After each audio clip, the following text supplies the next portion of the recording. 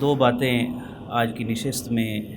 حضرت مولانا روم اور حضرت سلطان باہو رحمہم اللہ کی فکر کی عصری معنویت کے حوالے سے میں نے آپ کی خدمت میں پیش کرنی ہے۔ پہلی بات یہ ہے کہ صوفی اپنے عہد کا دانا ترین شخص ہوتا ہے، اس کی زمانے کی نبض پر بھی ہاتھ ہوتا ہے، دنیا کی حقیقت سے بھی آگاہ ہوتا ہے اور اپنی آخرت کو بھی کبھی فراموش نہیں ہونے دیتا۔ قرآن کریم میں اللہ تعالیٰ نے عقل مندوں کی 4 صفات بیان فرمائی ہیں۔ ان میں سے ایک صفت ذکر ہے، دوسری صفت ان کی فکر ہے، اور فکر بھی کائنات میں۔ الذین یذکرون اللہ قیاما وقعودا وعلی جنوبہم، 3 حالتیں ہو سکتی ہیں، بیٹھا ہے، لیٹا ہے، کھڑا ہے، تینوں حالتوں میں وَيَتَفَكَّرُونَ فِي خَلْقِ السَّمَاوَاتِ وَالْأَرْضِ، اور آسمانوں اور زمین کی تخلیق میں غور و فکر۔ یہ جو 2 ہی نظام تعلیم میں آئی، اس نے ہمارا سسٹم جو ہے وہ کمزور کر دیا ہے۔ تیسری جو صوفی کی عقل مند کی جو علامت ہے، اور صوفی اپنے دور کا بہترین دانش مند اور عقل مند ترین ہستی قرار پاتا ہے، وہ ہے ربنا ما خلقت ھذا باطلا۔ یہ تیسری صفت اللہ نے بیان فرمائی کہ صوفی جب نتیجے پر پہنچتا ہے، اس کی فکر ذکر کے صاحبان میں پروان چڑھتی ہے، تو وہ اس حقیقت سے آشنا ہوتا ہے کہ پروردگار تو نے کسی چیز کو دنیا میں بے فائدہ پیدا نہیں کیا۔ اور آخری وصف اس کا ہے سبحانک فقنا عذاب النار، وہ عجز و انکسار ہے، یہ ساری منزلیں طے کر کے بھی وہ لرزاں و ترساں ہوتا ہے رب کی بے نیازی سے اور اپنی نیاز مندی پیش کرتا ہے۔ تو یہ تو تصوف کے حوالے سے بنیادی بات میں نے عرض کی۔ دوسری بات جو آج چونکہ مادیت پرستی کا دور ہے، الحاد بڑھ رہا ہے اور عقل کے دعوے دار جو ہے وہ دین کی بنیادوں پر ہتھوڑا چلا رہے ہیں، ایسی صورت میں آپ کو پتہ ہے جب دوسری جنگ عظیم ہوئی تھی، حالات اپسیٹ ہوئے تھے، تو اس دور کے ایک سکالر نے، غیر مسلم سکالر نے یورپ میں جا کر خطبات دی اور کہا اگر دنیا میں امن چاہتے ہو تو اپنی یونیورسٹیوں کے دروازے رومی کے اوپر کھول دو، تمہارے اندر امن اور سکون آ جائے گا۔ تو اس میں کوئی شک نہیں ہے، آج اگر نئی نسل جو سائنس ہمارے بچے پڑھتے ہیں، بچیاں پڑھتی ہیں، اور ان کی عقل جو ہے ان کے ہاتھوں میں قابو نہیں رہتی، وہ مولانا روم کو پڑھنا شروع کر دیں، وہ پڑھنا شروع کر دیں سلطان باہو رحمۃ اللہ علیہ کو، تو ان کی زندگی کے بے شمار مسائل حل ہو جائیں گے۔ حضرت سلطان باہو رحمۃ اللہ علیہ عقل کی 2 اقسام بیان کرتے ہیں، ایک عقل جز ہے، ایک عقل کل ہے۔ عقل جز محض مادہ پرست ہے اور ظاہر بھی، جبکہ عقل کل طالب مولا ہے۔ تھوڑی عقل کا مطلب ہے جب آدمی حقیقت سے آشنا نہ ہو تو اس نے پھر گمراہی ہونا ہے، جب حقیقت سے آشنا ہو جاتا ہے تو پھر یہ پلورلزم اور پلورل سوسائٹیز جو ہمارے سامنے آ رہی ہیں، ربنا ما خلقت ھذا باطلا کا وہ راز پا لیتا ہے اور اس کا وجود جو ہے وہ نفع بخش ہو جاتا ہے۔ اسی طریقے سے مولانا روم رحمۃ اللہ علیہ نے بھی عقل کے حوالے سے بڑی اچھی گفتگو کی، اور اس کا نتیجہ یہ ہمارے سامنے رکھا۔ 2 شعر اس نتیجے کے میں عرض کرتا ہوں۔ زیر کی بے فروش و حیرانی بخر، زیر کی زنست و حیرانی نظر۔ اے نوجوان، اپنی جس عقل کے بل بوتے پر تو ہر چیز کا انکار کرنے پر تلا ہوا ہے، اسے کسی صاحب دل کے ہاتھ فروخت کر دے اور حیرانگی کو جو ہے وہ اپنے ہاتھ میں لے لے۔ اب یہ مقام حیرت ایک تصوف کا مقام ہے۔ حضرت ابوبکر صدیق رضی اللہ عنہ جب دعا کرتے تھے تو وہ یہ عرض کیا کرتے تھے، رب زدنی فیک تحیرا، اے پروردگار اپنی ذات کے کمالات کی مجھے اور حیرت میں مبتلا کر۔ یہ مقام حیرت ہے، اور یہ خاص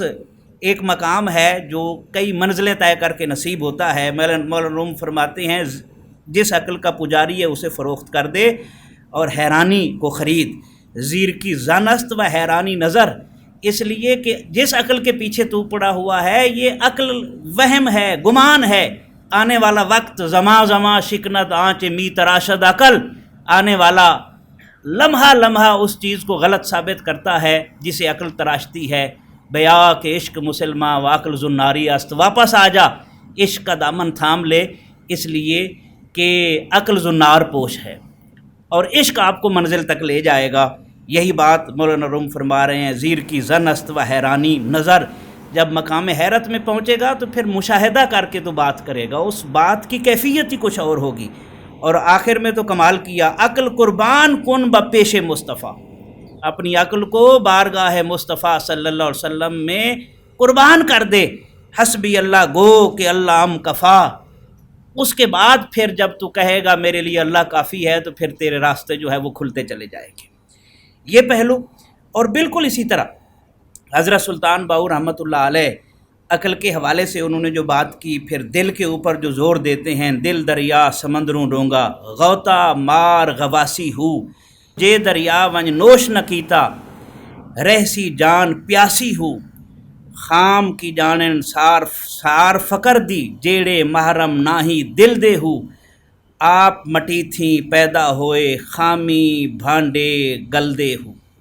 اور یہ بات بڑی اہم ہے کہ آج اگر ہم، اقبال نے بھی دانش برہانی اور دانش ربانی کا تذکرہ کیا ہے اپنی شاعری میں، اس کا ایک ہی حل ہے، اگر آپ عقل کی پریشانی کا علاج کرنا چاہتے ہیں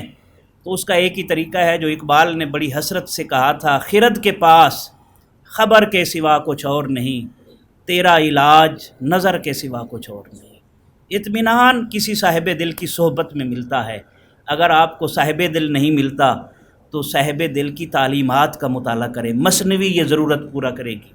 یہ ابیات باہو اور سلطان العارفین کی کتابیں یہ ضرورت پوری کریں گی، کشف المحجوب یہ ضرورت پوری کرے گی، رسالہ قشیریہ یہ ضرورت پوری کرے گا۔ لیکن اگر آپ اس طرف نہ گئے، آخری بات جس طرف مولانا روم رحمۃ اللہ علیہ نے ایک جگہ ذکر کیا کہ مجنوں لیلا کی محبت جب اس پر غالب آئی اور اس کی بستی کی طرف وہ روانہ ہوا تو اونٹنی اس نے تیار کی اور اس کے اوپر بیٹھا، اس اونٹنی کا تازہ بچہ تھا،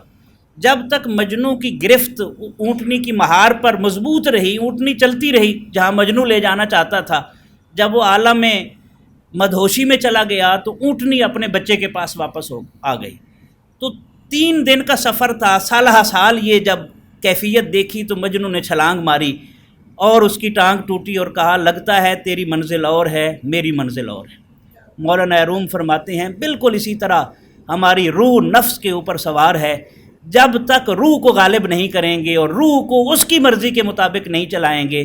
آپ کو زندگی میں سکون نصیب نہیں ہو سکتا۔ نہ کہیں جہاں میں اما ملی، جو اما ملی تو کہاں ملی، میرے جرم خانہ خراب کو تیرے عفو بندہ نواز میں۔ اور اسی لیے جو عقل کا معیار میں نے عرض کیا، صوفی اپنے عہد کا دانش مند ترین آدمی ہوتا ہے، زیرک ترین شخص ہوتا ہے، اس لیے کہ وہ عالم الست سے لے کر عالم برزخ اور قیامت کی منزلوں تک اس نے نظر رکھی ہوتی ہے، اس لیے اس کو کوئی گرا نہیں سکتا۔ اور جب آدمی اپنی منزل کھوٹی کر بیٹھے اور دنیا کی رنگینیوں میں کھو جائے تو اس کا تو پھر حال کوئی پوچھنے والا نہیں ہوتا۔ میں شکر گزار ہوں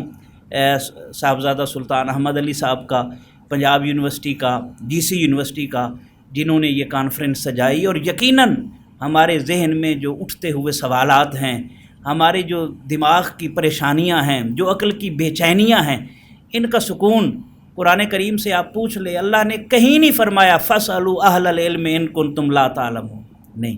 بلکہ فرمایا فَاسْأَلُوا أَهْلَ الذِّكْرِ إِن كُنتُمْ لَا تَعْلَمُونَ، اس لیے کہ علم سکون کا سبب بن ہی نہیں سکتا۔ اللہ نے حکم دیا ان اہل ذکر سے اپنے مسائل پوچھو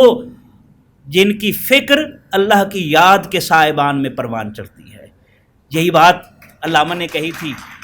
یہ حکمت ملکوتی، یہ علم لاہوتی، حرم کے درد کا درما نہیں تو کچھ بھی نہیں، یہ ذکر نیم شبی، یہ مراقبے، یہ سرور، تیری خودی کے نگہباں نہیں تو کچھ بھی نہیں۔ خرد نے کہہ بھی دیا لا الہ تو کیا حاصل، دل و نگاہ مسلمان نہیں تو کچھ بھی نہیں۔ بہت بہت شکریہ۔